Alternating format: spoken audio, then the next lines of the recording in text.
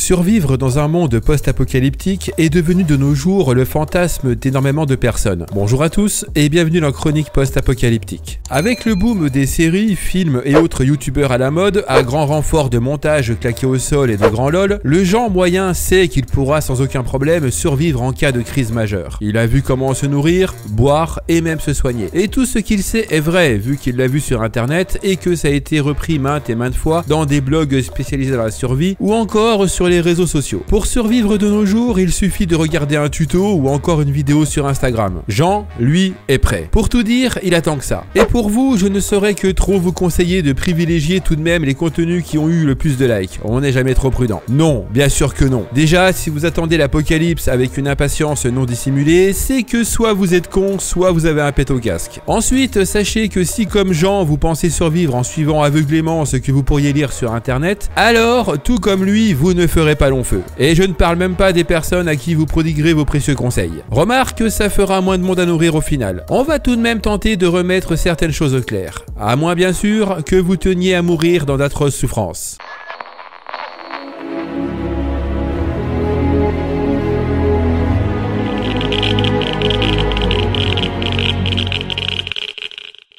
De nombreux mythes, dont certains sont particulièrement tenaces, existent dans le domaine de la survie. Par peur de ne pas comprendre les vrais conseils, par flemme de correctement s'informer, par naïveté, beaucoup de personnes pensent qu'il suffit de regarder quelques séries à la télévision, des tutos, de lire quelques articles pour savoir comment réagir en cas de crise majeure, y compris en cas d'attaque de zombies. Pourtant, les véritables conseils sont à portée de main, enfin, de clics. Mais le monde dans lequel nous évoluons est fait de telle manière qu'il faut que tout aille vite, que tout soit apporté facilement, simplifié pour être accessible avec un QI de bulot mort, mâché puis régurgité comme le ferait avec amour une maman oiseau avec ses petits. En d'autres termes, maintenant on attend qu'on nous vomisse dans la bouche quelques connaissances réduites à leur plus simple appareil. Problème, dans la réalité ça peut être réellement dangereux et pas mal de mythes peuvent conduire à des drames. Ce que je vous propose, c'est d'en examiner certains que j'ai classés en plusieurs catégories. La bouffe, la flotte, l'orientation, les abris, le secourisme, la défense et la survie.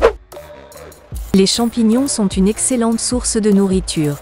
En situation de crise, on peut être tenté par manger tout ce que l'on peut trouver et les champignons, c'est plutôt simple à dégoter. C'est rond, c'est blanc, où sont les risques? En plus, c'est plein de vitamines et d'oligo-éléments. Tout ceci est vrai, mais uniquement si vous achetez vos champignons dans un magasin ou si vous cueillez les plus connus comme des cèpes, des girolles, des morilles ou encore des trompettes de la mort. En situation de survie, les champignons ne valent absolument rien. Vous allez dépenser une quantité folle d'énergie pour en trouver et même si, effectivement, c'est bon pour la santé, ici le but est de survivre et donc de manger des aliments en conséquence. Les champignons ont une valeur nutritionnelle particulièrement pauvre. Pire encore, ce sont des aliments thermogéniques, ce qui signifie que votre corps va brûler plus de calories en essayant de les digérer. Autre point, les champignons comestibles ont divers sosies vénéneux et sans une véritable expérience, vous aurez 2 chances sur 3 d'y passer des suites d'une monumentale chiasse. Dans le meilleur des cas, bien entendu. Certains champignons sont également particulièrement toxiques et ils peuvent provoquer la mort assez rapidement. Donc, les champignons, c'est uniquement si vous maîtrisez bien le sujet et si vous en trouvez aux proches alentours. Autrement, c'est non. La nourriture que mangent les oiseaux et les animaux sauvages est sans danger pour l'homme. Si c'est bon pour eux, c'est bon pour nous. Après tout, nous sommes tous des mammifères. Alors, oui, mais pour autant, nous ne sommes pas identiques. Le système digestif des animaux est très différent de celui des humains et si ce qu'ils mangent peut être mortel pour nous, l'inverse fonctionne également. En d'autres termes, ce n'est pas parce qu'une bestiole mange un truc que vous pouvez en faire autant. C'est dangereux et ça peut vous rendre très malade ou pire, vous donner la mort. Manger cru est sans danger pour la santé. Alors ici, il va me falloir nuancer un brin. Donc, Jean Crudivore, tu poses ton clavier et tu ranges ton commentaire. Ou non, tu le laisses, ça servira au référencement. Manger cru n'est pas la meilleure idée à avoir en situation de survie, et je parle bien de situation de survie. Le régime crudivore, dans sa globalité, prône le tout cru, excluant toute cuisson supérieure à 40 degrés. Le tout cru, oui, mais rigoureusement contrôlé, ou au pire, qui vient de lieux que vous connaissez parfaitement, comme votre jardin, ou celui du producteur du coin. Souvenez-vous, ici on parle de survie, et dans ce contexte bien précis, je vous déconseille fortement d'aller boulotter un sanglier à pleines dents, sans l'avoir l'avoir fait cuire au préalable. La chair brute des animaux peut contenir des agents pathogènes qui peuvent attaquer le corps humain. La trichinellose, par exemple, est un parasite que l'on peut retrouver notamment chez le sanglier, mais aussi chez de nombreux animaux comme le porc ou le cheval. Transmissible à l'homme par ingestion, le parasite devient une larve, atteint l'intestin grêle, puis effectue sa mue pour devenir un bel et grand ver adulte. Ceux-ci vont ensuite s'accoupler, toujours dans votre intestin, et de nouvelles larves vont arriver. Le plus souvent, rien ne laisse présager qu'un animal a ce parasite. Pour vous, en tout cas, ce sera diarrhée, fièvre, œdème du visage, douleurs musculaires et troubles de la vision avec des séquelles parfois irréversibles. Alors, la cuisson de votre viande, saignante ou bien cuite ? Un test de comestibilité permet de manger des plantes inconnues.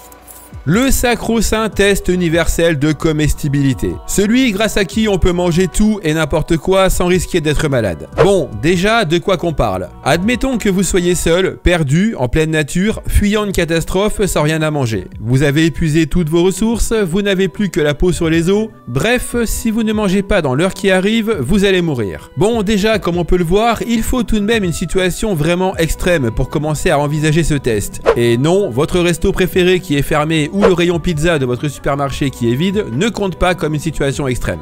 Ce test, pour tout dire, est potentiellement extrêmement dangereux. En gros, ça consiste à tester si une plante est toxique en mangeant une infime partie et en attendant de voir ce que cela fait. Ce test, je vous le déconseille fortement. Déjà, on ne va pas se mentir, pour en arriver à bouffer des trucs toxiques, c'est vraiment que vous n'avez pas été doué. Ensuite, on peut tenir assez longtemps sans manger. Quel intérêt d'aller risquer sa vie de la sorte? Ensuite, ce test doit être effectué de manière extrêmement rigoureuse, avec un protocole et des méthodes que je ne vous révélerai pas ici de peur de vous raconter des conneries. C'est un sujet bien trop important. Tout un tas de règles qui, même si vous les avez lues dans un bouquin il y a des années, auront été oubliées aux trois quarts, là, devant votre plante aux superbes couleurs qui vous fait de l'œil. Certaines plantes peuvent être très toxiques, donc, dans le doute, gardez plutôt en tête cette abréviation toute droit venue des militaires, MITAC, matériel inconnu, touche à ton cul.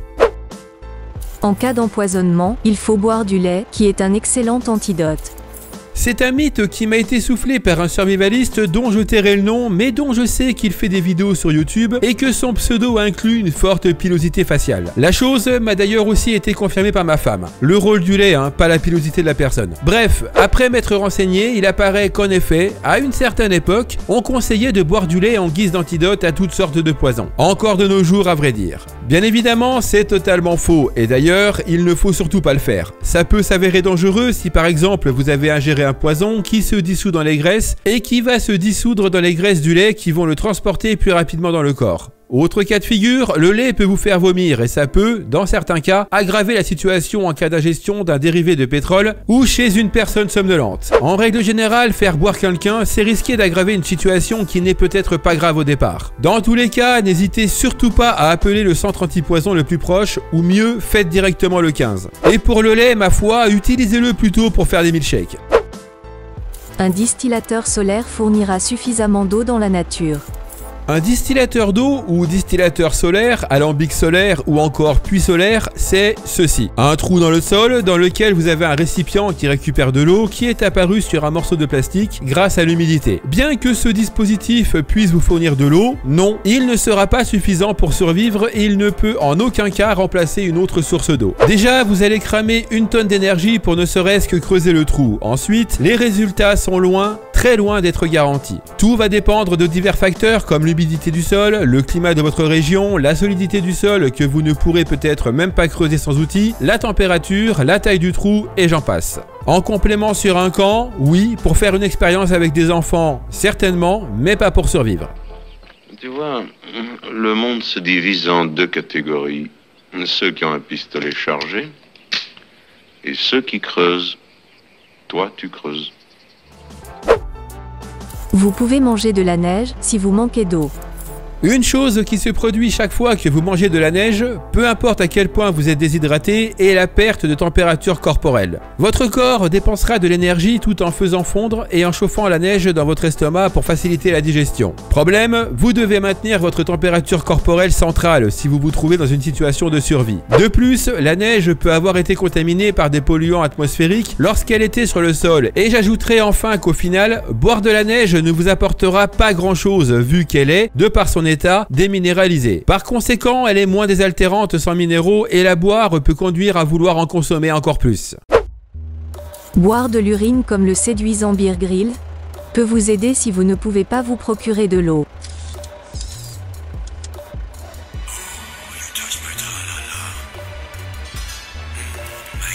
Ça va aller, oui? Bon, là, je ne vais pas m'étendre plus que ça sur le sujet. Boire sa pisse, c'est une connerie sans nom, tout juste utile à certains pour faire le guignol devant des caméras. Encore une fois, les gens ne jurent que par ça parce qu'ils l'ont vu à la télévision et que ça doit être vrai. L'urine contient beaucoup de déchets corporels que votre corps doit éliminer, et les réintroduire dans votre système fait que vous allez devoir les éliminer davantage. Cela peut entraîner de graves complications pour la santé et réduire considérablement vos chances de survie. Dans les faits, on peut boire son urine, mais uniquement de l'urine propre qui ne vire pas au jaune ou pire au marron en cas de forte déshydratation. En gros, pour boire son urine, il faut boire de l'eau en quantité pour qu'elle soit sans danger entre guillemets. Plutôt que de compter sur de la pisse pour étancher votre soif, consacrez votre temps et votre énergie à trouver une véritable source d'eau. Si vous avez une quantité d'eau limitée, rationnez-la jusqu'à ce que vous soyez sauvé. C'est totalement faux et dangereux. En fait, vous devez boire autant que nécessaire et aussi longtemps que votre approvisionnement est disponible. Si on parle de rationnement, c'est surtout par rapport à un contexte. S'il ne faut pas boire l'équivalent d'un dé à coudre, il ne faut pour autant pas écluser de plein godet à la moindre occasion. Sucer un caillou, par exemple, peut exciter vos glandes salivaires et aider à avoir moins soif. Autre petit truc, lorsque vous buvez, faites tourner la flotte dans votre bouche avant de l'avaler, mais surtout, ne rationnez pas inutilement votre eau. J'adore l'eau. Dans 20-30 ans, il n'y en aura plus. Il est possible de survivre dans le désert en buvant l'eau d'un cactus. Oula, cette affirmation, elle pique un peu. Même si l'eau de cactus était la nouvelle boisson à la mode de l'été 2017, ce n'était pour autant que du jus de fruits, du figuier de Barbarie pour être précis. En réalité, boire le liquide de la plupart des cactus précipitera surtout votre mort. Même si certains contiennent jusqu'à 70% d'eau, elle est en fait mélangée à la pulpe du cactus qui vous rendra malade. La sève des cactus est très acide et irritante et peut aller jusqu'à provoquer des hallucinations, des crises d'angoisse et des vomissements. N'importe quelle eau bouillie est tout à fait consommable et sans risque pour la santé.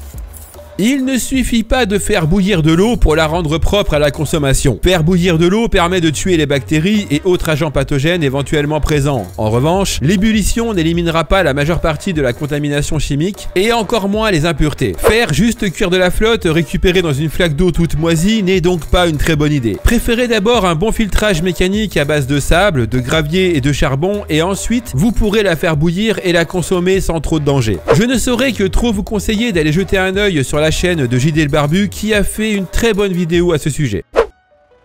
La mousse sur les arbres indique le nord. La plupart des gens connaissent ce mythe. La réalité, c'est que la mousse pousse bien là où elle veut. N'essayez donc pas de trouver le nord en observant la mousse sur les arbres ou les rochers, vous le perdrez probablement et vous allez tourner en rond tel un coquillard sans pattes qui court après sa queue. Si la mousse a bien tendance à pousser dans les endroits sombres et humides, elle peut tout aussi bien se trouver à l'ouest ou au sud, à l'abri dans un sous-bois ou à l'ombre d'une pente. Les conditions de vent, d'ensoleillement et d'humidité varient fortement selon l'environnement et la végétation n'est pas un indicateur fiable. La méthode de l'ombre projetée avec un bâton permet de s'orienter sans boussole.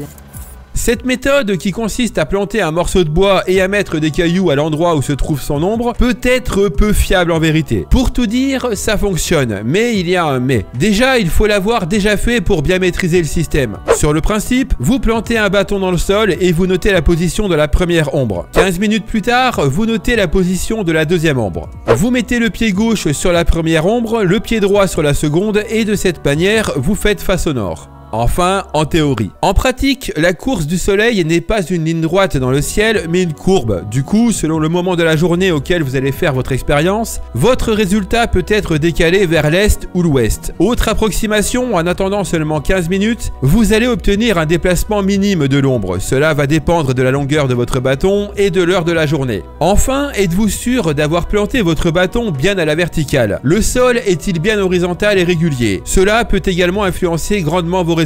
Profitez d'une journée sur la plage pour marquer avec de petits cailloux le trajet de l'ombre d'un parasol fermé ou du manche d'une petite pelle. Cette méthode, c'est en la pratiquant qu'elle se maîtrise le mieux.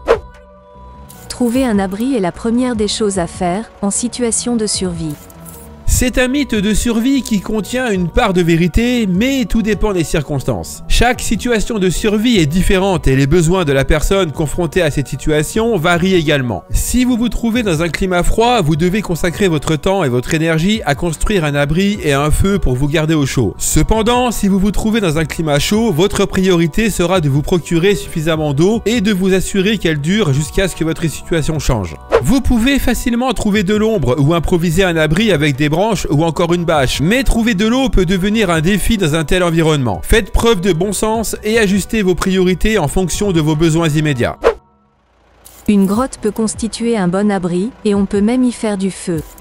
Une caverne peu profonde peut constituer un bon abri contre le vent et les intempéries, pour peu qu'elle n'accueille pas déjà un ours en hibernation, un serpent venimeux, une colonie de chauves-souris, des fourmis urticantes ou des rongeurs qui viendront vous mordre durant la nuit ou dévorer vos maigres provisions. S'enfoncer dans une grotte profonde est là encore une très mauvaise idée. Vous risquez de vous perdre dans les galeries et en cas de forte pluie, de vous retrouver piégé par l'eau qui monte ou un éboulement. Un feu dans une grotte ? Encore pire, la chaleur peut éclater la roche suivant sa composition et je ne vous parle même pas du risque d'intoxication à cause des fumées.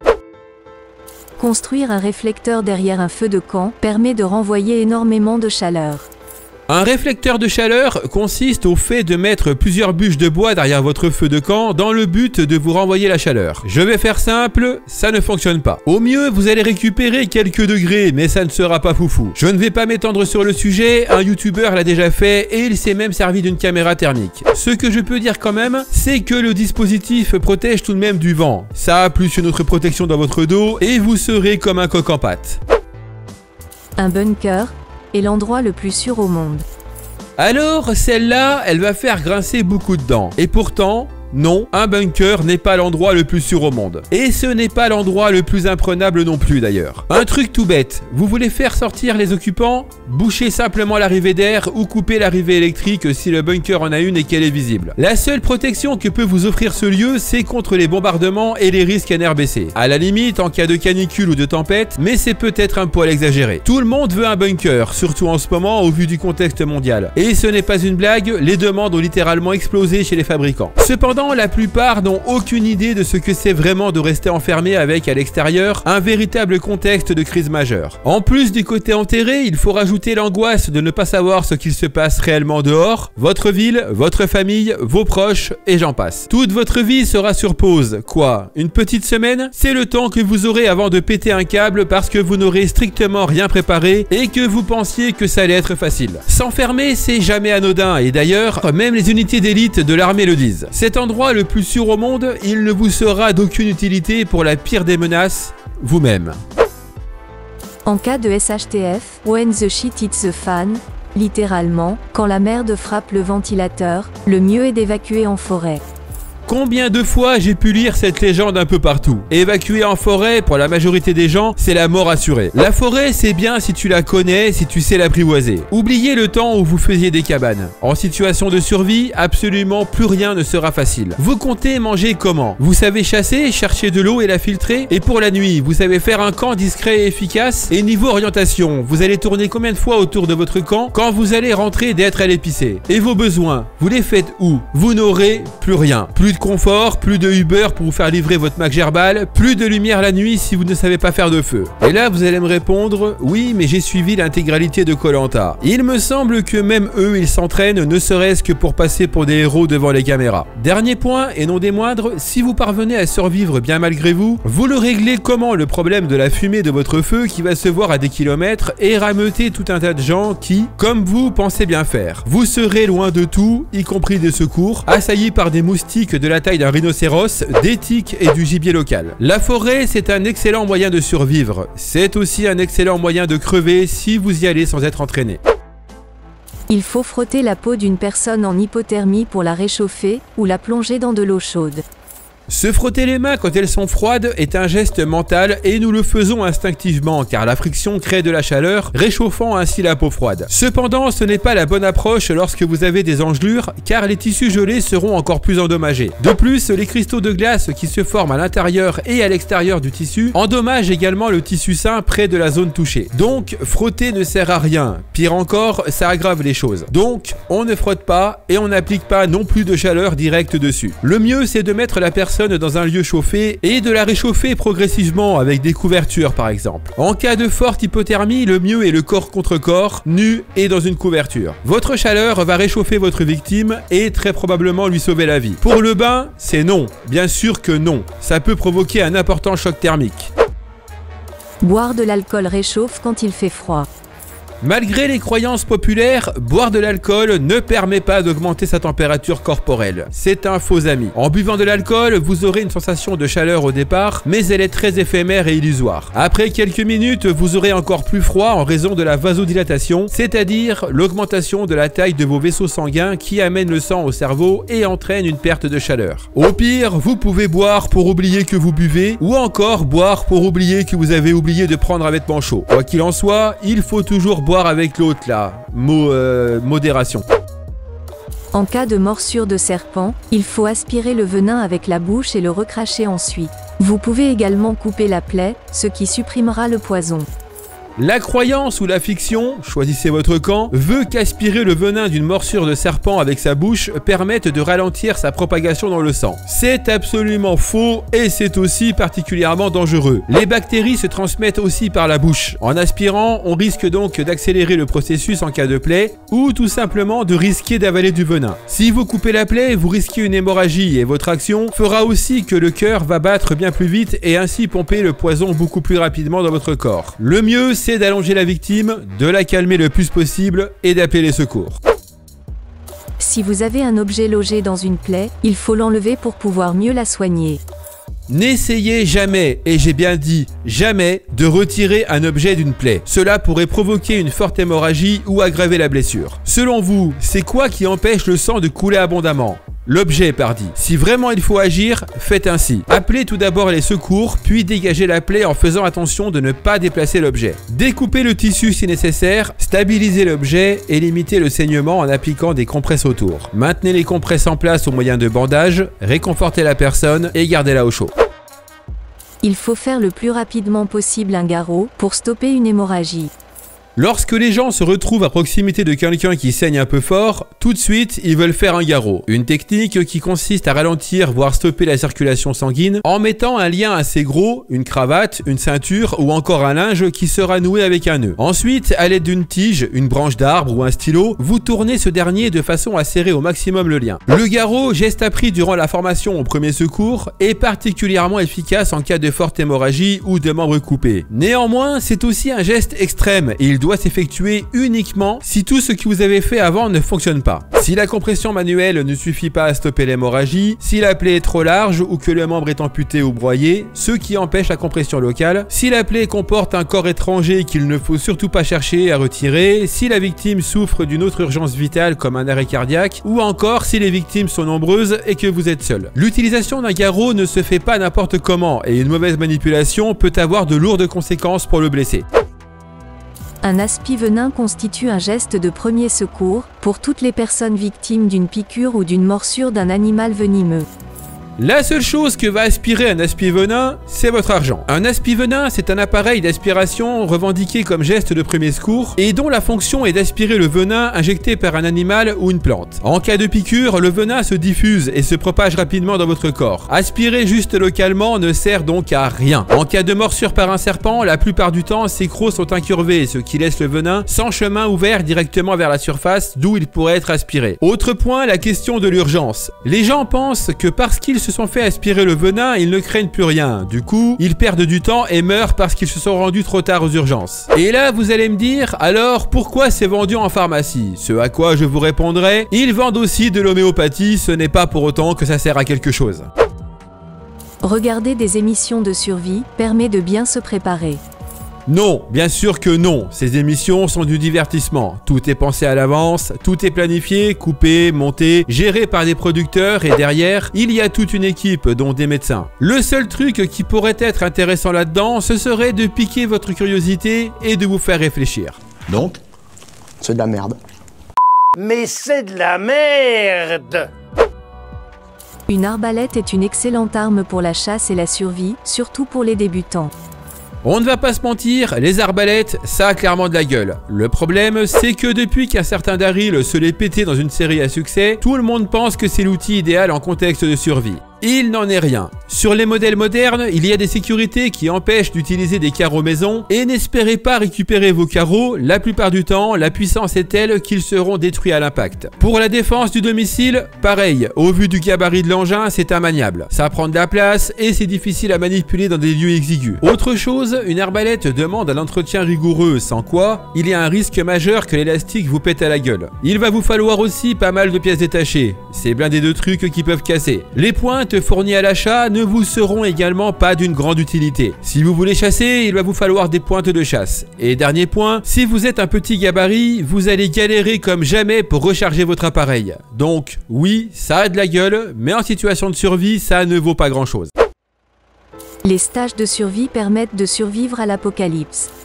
Ce terme est en fait un abus de langage, une façon d'attirer le gogo. C'est uniquement du marketing. Dans ce genre de stage, vous pourrez apprendre à allumer un feu, à identifier quelques plantes utiles ou à construire un abri pour passer la nuit dans les bois. En gros, vous allez apprendre à faire du bushcraft. Vous ne vous empalerez pas sur une branche d'arbre, vous ne serez pas pris en otage par des terroristes, vous ne combattrez pas de grizzly et votre vie ne tiendra pas qu'à un fil. La survie, l'apocalypse qui fait tant rêver est une situation que personne ne souhaiterait expérimenter. Même s'il est vrai qu'on peut s'y préparer avec l'acquisition de connaissances et de savoir-faire qui pourront jouer un rôle crucial, jamais au cours d'un stage, vous ne devriez vous retrouver en réelle difficulté. Ou alors, c'est que vous avez bien mal choisi votre route. En cas d'orage, il faut se coucher au sol, les jambes repliées sous soi. Ce mythe est à la fois vrai et faux. Tout dépend, encore une fois, du contexte. Se coucher au sol est valable s'il n'y a pas d'abri à proximité ou s'il y a des structures métalliques. Le mieux est toujours de chercher un abri sûr, sans courir et sans parapluie. Il ne faut absolument pas se plaquer contre une paroi, rester collés les uns aux autres si vous êtes en groupe, s'abriter sous un arbre, se tenir debout les jambes écartées ou marcher à grandes enjambées, entrer dans une cabine téléphonique ou téléphoner de son téléphone portable.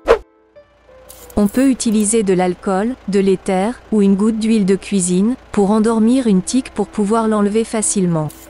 Cette rumeur dit qu'utiliser ces produits endormirait la tique et ferait qu'elle serait plus facile à enlever. C'est totalement faux. Pire encore, c'est dangereux. Cela va stresser la tique et augmenter le risque qu'elle rejette des agents infectieux dans votre corps. En gros, vous allez la faire vomir. Pour se débarrasser proprement de l'intrus, rien ne vaut donc l'usage d'un tire-tique ou d'une pince. La règle des 3 hiérarchise les priorités, 3 secondes d'inattention, 3 minutes sans respirer, 3 heures sans abri, 3 jours sans boire, 3 semaines sans manger, 3 mois sans lien social. La règle des 3 constitue en effet une règle survivaliste des plus répandues. Pour autant, elle n'est pas non plus à prendre au pied de la lettre. Vous ne risquez pas de mourir si vous restez 3 jours et 1 heure sans boire. Ce chiffre n'est là que pour visualiser un ordre de grandeur, un moyen mémotechnique. Il permet de hiérarchiser les priorités, une nécessité en survie. Nombreux sont ceux qui ont dépensé toute leur énergie pour éliminer un danger et répondre à un besoin physiologique au détriment d'un autre besoin plus urgent. Pour info, le record de durée en apnée est de 11 minutes et 54 secondes et un être humain pourrait vivre environ 8 jours sans rien boire et entre 1 et 2 mois sans nourriture. Mais attention, cela reste théorique et tout dépend du contexte et de votre constitution. S'il fallait résumer, je dirais que le plus important est de faire preuve de bon sens et d'ajuster vos priorités en fonction de vos besoins immédiats. Il faut vraiment séparer les faits de la fiction dans le monde de la survie, même si ça peut être difficile, voire fatigant. Il y a tellement d'infos un peu partout que ça devient compliqué de s'y retrouver. Le mieux, c'est encore de creuser par vous-même.